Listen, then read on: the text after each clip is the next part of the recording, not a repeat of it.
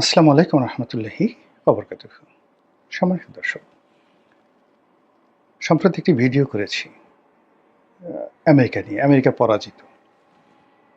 সেখানে আমেরিকা পরাজিত হওয়ার পরে বাংলাদেশের অবস্থা কী হবে, আমেরিকার অবস্থা কী হবে এবং মধ্যপ্রাচ্যের অবস্থা কী হবে, এটা নিয়ে একটা মোটামুটি ধারণা দেওয়ার চেষ্টা করেছি।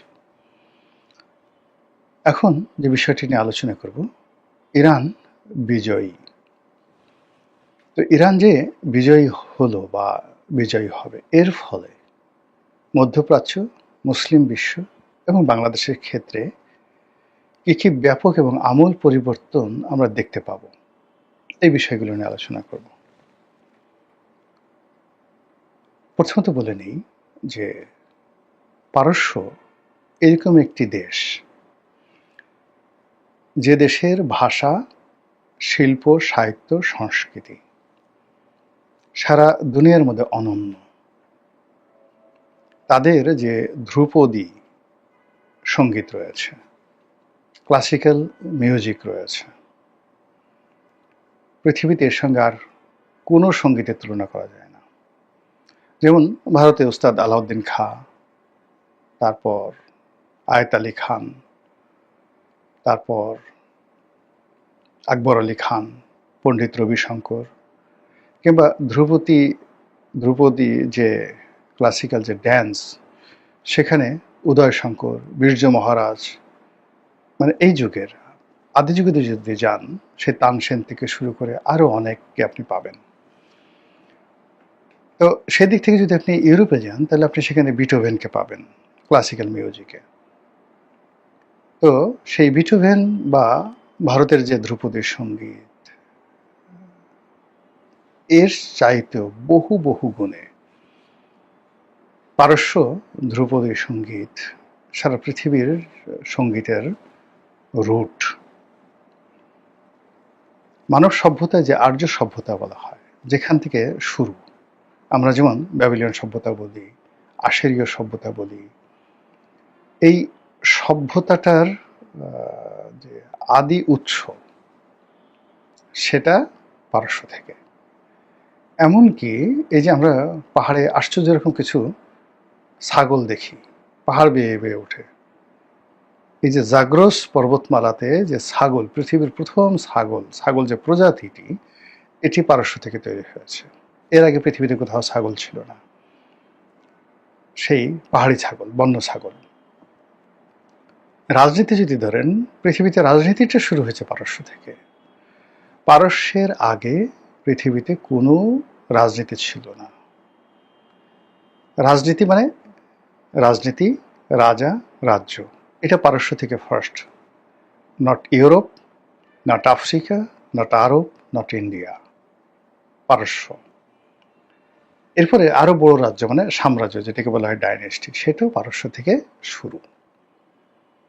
এরপরে যে সকল লাক্সারি রয়েছে, কমফোর্ট, লাক্সারি, এর সবই পারস্য থেকে। তো এই যে জাতি গোষ্ঠীটি, তাদের নিজস্ব ভাষা, পার্সিয়ান ভাষা, তাদের সাহিত্য, সংস্কৃতি এ পৃথিবীতে অনন্য। এবং তারা হাজার হাজার বছর ধরে, একদিন দুদিন নয়, হাজার হাজার বছর ধরে সারা পৃথিবী ডমিনেট করেছে অস্ত্র দ্বারা, অর্থ দ্বারা, সভ্যতা দ্বারা, সাহিত্য দ্বারা, কৃষ্টি দ্বারা, কালচার দ্বারা, সবকিছু দ্বারা। এবং তার ফলে রাজনীতির কোর্স অফ অ্যাকশন পরিবর্তন করেছে। যেমন ধরুন, উমাইয়াদেরকে পরাজিত করে, উমাইয়ারা প্রায় 90 বছর পৃথিবী শাসন করেছে। তো উমাইয়াদেরকে পরাজিত করে এই পারস্যের যারা লোকজন, তাদের একটা পরিবার ছিল বার্মেকি পরিবার, তারা আব্বাসীয়দেরকে সামনে নিয়ে আসলো। কারণ ওই অবস্থাতে আসলে আরবের আব্বাসীয়দের হাতে যে খিলাফত দেওয়া ছাড়া তাদের উপায় ছিল না। কিন্তু পেছন থেকে তারাই এই 400 বছর চালিয়েছে। পরবর্তীতে যখন খলিফারা বাড়াবাড়ি করলো এবং শিয়া সুন্নি নিয়ে বাড়াবাড়ি হলো, এর কারণ হলো শাসকরা ছিলেন সুন্নি, তারপর সেই যে জনগণের একটা বিরাট অংশ সুন্নি ছিলেন, কিন্তু প্রধানমন্ত্রী এবং আমির উমরা যারা, তাদের একটা বিরাট অংশ ছিলেন শিয়া। তো এর ফলে কি হলো যে একটা সময় যখন গন্ডগোল হলো, ঠিক সেই গন্ডগোলের মধ্যে এরাই, এই পারস্য লোকজনই হালাকু খানকে তারা ডেকে নিয়ে গিয়েছিল। পরবর্তীতে সেই হালাকু খান আবার পারস্য আক্রমণ করেছিল, কিন্তু পারস্য সেই হালাকুকে অ্যাবজর্ব করে নিয়েছিল নিজেদের মধ্যে, তুমি আমাদের লোক। এই হলো ইরান। এরকম বহু ইরানের ইতিহাস বলে আমি ঘন্টার পর ঘন্টা আপনাদেরকে বলতে পারবো, পুরো ইরানের ইতিহাস। এই যুদ্ধে আপনি গিয়ে দেখেন যে ইরানের পররাষ্ট্রমন্ত্রী এখন সারা পৃথিবীর রাজনীতির সুপারস্টার। তিনি যে ভাষায় কথা বলেন, তার চেয়ে জনপ্রিয় ব্যক্তি, তার চেয়ে পরিচিত মুখ আর নেই। তার হাসি, তার এত বেদনা কষ্টের মধ্যে তার যে স্বাভাবিকতা, তাকে মনে হয় যে এই পৃথিবীতে এই মুহূর্তে সবচেয়ে স্মার্টেস্ট পলিটিশিয়ান। এই হলো ইরান জাতি। সেই ইরান জাতি বিজয়ী হয়ে গেছে। কি হবে? অনেকগুলো সম্ভাবনা। মধ্যপ্রাচ্যের দেশগুলো যেভাবে তাদের রাজতন্ত্র টিকিয়ে রাখার জন্য আমেরিকাকে তারা ট্রিলিয়ন ট্রিলিয়ন ডলার দিয়ে আসছিল, একইভাবে এখন এই বখরা খাজনা তাদেরকে ইরানকে দিতে হবে। এবং ইরান টাকা পেলে ঠিক আমেরিকা যেভাবে তাদেরকে প্রোটেকশন দিয়েছে এইভাবে তারা প্রোটেকশন দেবে। এর কারণ হলো এটা একটা সাম্রাজ্যবাদী দেশ। তারা জানে যে সব ভূমি দখল করা যায় না, সব ভূমি দখল করতে হয় না, একজন আর একজনের পেছনে লাগিয়ে রাখতে হয়। একজন রাজা ছিলেন হাম্বুরাবি। হাম্বুরাবি যে রাজা, ব্যাবিলনের রাজা, তিনি এই জেরুজালেম ধ্বংস করে সেখানে ইরাকের শাসন ব্যাবিলনের শাসন কায়েম করেছিলেন এবং সমস্ত ইহুদিদেরকে তিনি সেখানে ধরে নিয়ে গেছেন। এটা হাম্বুরাবি অথবা নেবুকাদনেজার, যে কোনো একজন। আমার ভিডিওগুলো অনেক শিক্ষিত লোক দেখেন, তো যার জন্য তথ্যপত্র সম্পর্কে সতর্ক হতে হয়। পরবর্তীতে যখন এই ব্যাবিলন নগর দখল করেন পারস্য সম্রাট সাইরাস দ্য গ্রেট, তিনি এই ইহুদিদের মুক্ত করেন। ইহুদিদের মুক্তি করে তিনি এই জেরুজালেমে আবার সেই ইহুদিদেরকে পাঠিয়ে বলেন, যাও তোমরা তোমাদের রাজত্ব করে। এখন ইহুদিদের কাছে তিনি কিন্তু সাইরাস দ্য গ্রেট অত্যন্ত সম্মানিত ব্যক্তি। কোরআনে যে জুলকারনাইন সম্পর্কে বলা হয়, এই জুলকারনাইন সবাই বলে যে ইনি সাইরাস দ্য গ্রেট। তো বোঝার চেষ্টা করুন, দিস ইজ ইরানিয়ান কালচার। তারা জানে যে কি করে কোন দেশ কিভাবে চালাতে হয়। ফলে আরবদের মধ্যে এখন রীতিমতো কান্না রোল পড়ে গেছে যে আরব বসন্ত হয়ে যেতে পারে, সবাই গণতন্ত্রের জন্য রাস্তায় নেমে আসে। কিন্তু এই কাজটি ইরান করবে না। ইরান টাকা চাইবে, ক্ষতিপূরণ চাইবে, আনুগত্য চাইবে, এবং সেটা আরব দেশগুলো দিবে, এতে কোনো সন্দেহ নেই। ফলে আমরা যেইভাবে ভয় পাচ্ছি আরবের অস্তিত্ব নিয়ে, সেটা হবে না। দ্বিতীয়ত হলো গ্লোবাল যে তেলের মার্কেটটি, সেই তেলের মার্কেটটি অনেকটা স্ট্যাবল হবে।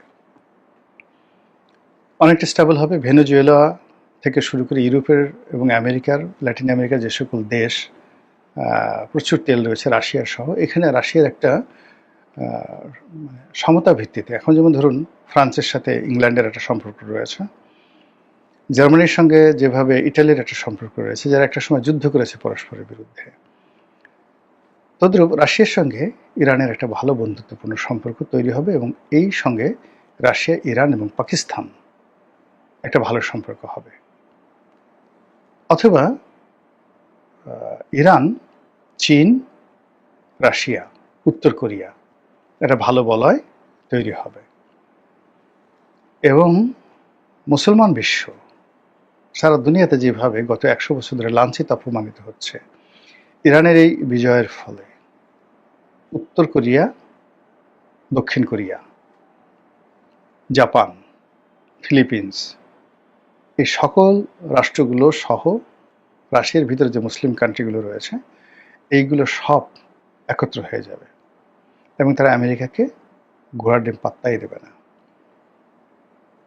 এমনকি রাশিয়া এবং ইরানের সাথে বন্ধুত্ব করার জন্য অস্ট্রেলিয়া, কানাডা এবং ইংল্যান্ড রীতিমতো লাইন দেবে।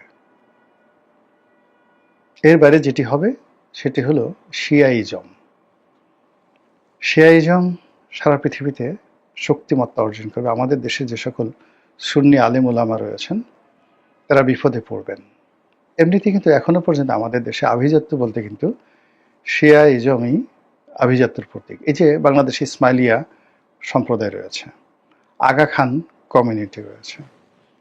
আপনি কল্পনা করতে পারেন যে আমাদের অর্থনীতিতে শিয়াদের কি পরিমাণ কন্ট্রিবিউশন রয়েছে। আমাদের তো যারা মোল্লা মাওলানা রয়েছে, যারা আহলে হাদিস রয়েছে, তারা নিজেরা যারা সুন্নি আলেম রয়েছে, যারা ওহাবিপন্থী ওয়াজিন রয়েছে, তাদেরকে আমরা সংখ্যাধিক্য দেখি, মানে পরিমাণে তাদের বেশি, হাক ডাক বেশি। কিন্তু এই বাংলাদেশে যারা শিয়া কমিউনিটি রয়েছেন তাদের অর্থনৈতিক ভিত্তি, তাদের আভিজাত্য এবং তাদের শিক্ষা দীক্ষার যে পর্যায়, এটা কল্পনা করতে পারবে না। যদি একটু আন্দাজ করতে চান, বসুন্ধরাতে যে ওদের একটা স্কুল আছে আগা খান একাডেমি বা আগা খান স্কুল, একটু দেখে আসেন যে ওখানে কারা পড়ে, কোন লেভেলের লেখাপড়া হয় এবং ওখান থেকে যারা পাশ করে তারা পরবর্তী কিভাবে ক্যারিয়ার গঠন করে, জাস্ট একটু দেখে আসেন। তো এই যে শিয়া কমিউনিটি, পুরনো ঢাকাতে শিয়া কমিউনিটি রয়েছে, পুরানা পল্টন রয়েছে, এখন ওদের সমস্ত কিছু চলে গেছে গুলশান, বনানী, বারিধারা এবং যাকে বলা হয় বসুন্ধরাতে। তো এই যে কমিউনিটিটি, এই কমিউনিটিটির সঙ্গে ইরানের যে সম্পর্ক, সেই সম্পর্কটা আরও বাড়বে এবং আমাদের দেশে এই শিয়া মতবাদ যে আছে সেই মতবাদের জনপ্রিয়তা বাড়তে থাকবে। এবং আপনি অবাক হয়ে যাবেন যে আমাদের এই দেশে যখন ইসলাম